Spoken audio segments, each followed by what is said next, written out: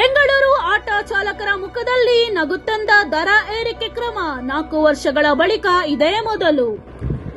ನಮಸ್ಕಾರ ಪ್ರೀತಿಯ ಪ್ರೇಕ್ಷಕರೇ, ಇದೊಂದು ಮಹತ್ವದ ಸುದ್ದಿ, ನೀವೆಲ್ಲ ತಪ್ಪದೆ ಕೇಳಬೇಕು. ಬೆಂಗಳೂರಿನ ಎಲ್ಲ ಆಟೋ ಪ್ರಯಾಣಿಕರು ಮತ್ತು ಆಟೋ ಚಾಲಕರ ಜೀವನವನ್ನು ಪ್ರಭಾವಿತ ಮಾಡಲಿದೆ. 4 ವರ್ಷಗಳ ಬಳಿಕ ಆಟೋ ದರ ಏರಿಕೆ. ಹೌದು, ಸರಿಯಾಗಿ 4 ವರ್ಷಗಳ ಬಳಿಕ ಬೆಂಗಳೂರಿನಲ್ಲಿ ಆಟೋ ದರಗಳನ್ನು ಕರ್ನಾಟಕ ಸರ್ಕಾರ ಅಂತಿಮವಾಗಿ ಪರಿಷ್ಕರಿಸಿದೆ. 2021ರಿಂದ ಚಾಲಕರು ನಿರಂತರವಾಗಿ ಬೇಡಿಕೆ ಇಟ್ಟುಕೊಂಡರು. ಸರ್ಕಾರ ನಿರಾಕರಿಸುತ್ತಾ ಬಂದಿತ್ತು. ಆದರೆ ಇದೀಗ ಆಟೋ ಚಾಲಕರ ಸಂಕಷ್ಟವನ್ನು ಗುರುತಿಸಿ ಹೊಸ ದರವನ್ನು ಜಾರಿಗೆ ಮಾಡಲಾಗಿದೆ. ಹೊಸ ದರ ಎಷ್ಟು ತಿಳಿಯೋಣ ಬನ್ನಿ.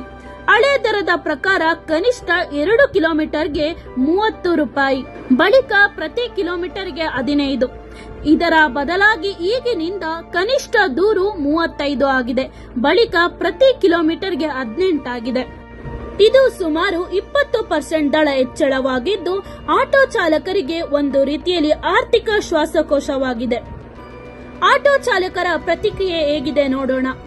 ಆಟೋ ಚಾಲಕರು ಈ ಕುರಿತು ಬಹುಮಾನವಾಗಿ ಸಂತೋಷ ವ್ಯಕ್ತಪಡಿಸುತ್ತಿದ್ದಾರೆ. ಈ ವರ್ಷಗಳಲ್ಲಿ ಡೀಸೆಲ್, ಪೆಟ್ರೋಲ್, ಸ್ಪೇರ್ ಪಾರ್ಟ್ಸ್ ಎಲ್ಲವೂ ದುಬಾರಿಯಾಗಿದ್ದು, ಅಂದರೆ ನಮಗೆ ದರ ಏರಿಕೆ ಆಗಲಿಲ್ಲ. ಈಗಾದರೂ ಸರ್ಕಾರ ನಮ್ಮ ಕಷ್ಟಗಳನ್ನು ಅರಿತು ನಮ್ಮನ್ನು ಬೆಂಬಲಿಸಿದೆ ಎಂದು ಹಲವಾರು ಹೇಳುತ್ತಿದ್ದಾರೆ. ಜನರ ಪ್ರತಿಕ್ರಿಯೆ ಹೀಗಿದೆ.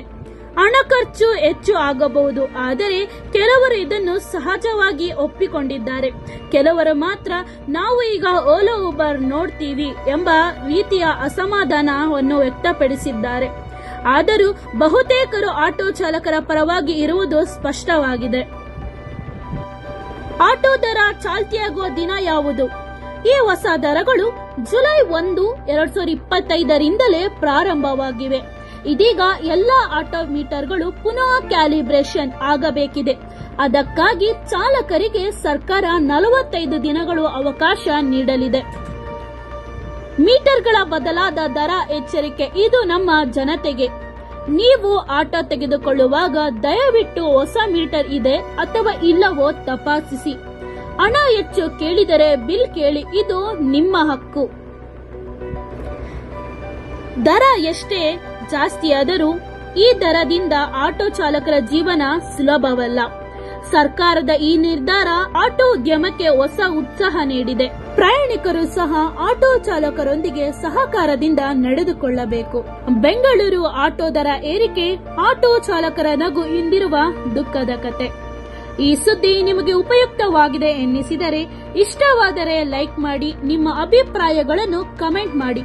ಮತ್ತೆ ಇಂಥ ಖಚಿತ ಸುದ್ದಿಗಾಗಿ ನಮ್ಮ ಚಾನೆಲ್ನ ಸಬ್ಸ್ಕ್ರೈಬ್ ಮಾಡಿ. ಮುಂದಿನ ವಿಡಿಯೋದಲ್ಲಿ ಮತ್ತೆ ಸಿಗೋಣ. ಧನ್ಯವಾದಗಳು.